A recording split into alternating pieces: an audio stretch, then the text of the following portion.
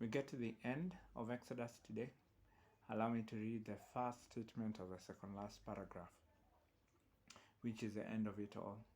It says, "Then the Lord covered the tent of meeting, and the glory of the Lord filled the tabernacle."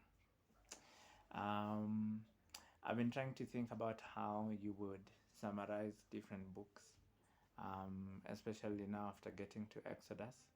How Exodus ends is by, or rather, a quick summary about Exodus is God's people find themselves being oppressed in Egypt, and Moses is sent to save them. And what God tells him is, you'll actually come back to this place where I've called you from to be with me. And so he's able to go, gets the Israelites, comes back to this mountain, and then this mountain from chapter 17 all the way to chapter 40. A good part of it is God explaining his intentions to his people. And it ends with a tabernacle being built, and Moses just doing the finishing of it, so to speak, doing everything just as God had instructed. And then when he finished the work, we are told that the cloud settled, which was a manifestation and a confirmation of God's presence amongst the people. When you think about Genesis, maybe I didn't mention, but how you would summarize the end of Genesis is that it shows God's commitment to his people, or rather God's desire to his people, committed to establishing them. It is about these 4 patriarchs who are given a promise, and all along God is saying, I'm going to make you into a great nation, and I am going to bless you, and I am going to be with you. And so in Genesis, the point is to establish them.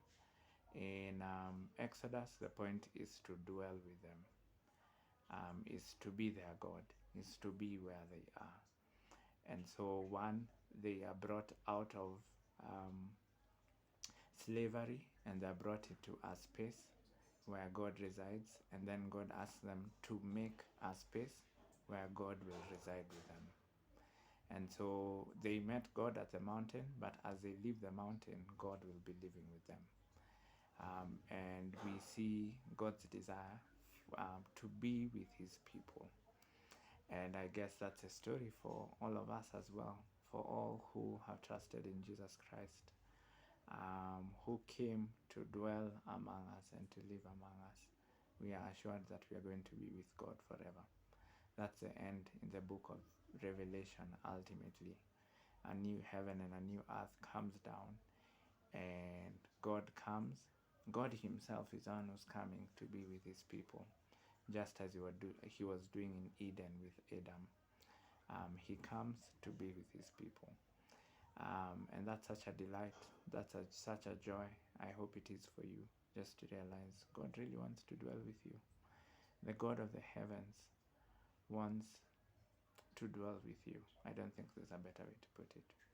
He wants to establish you, but most importantly, he wants to dwell with you. He wants to be your God.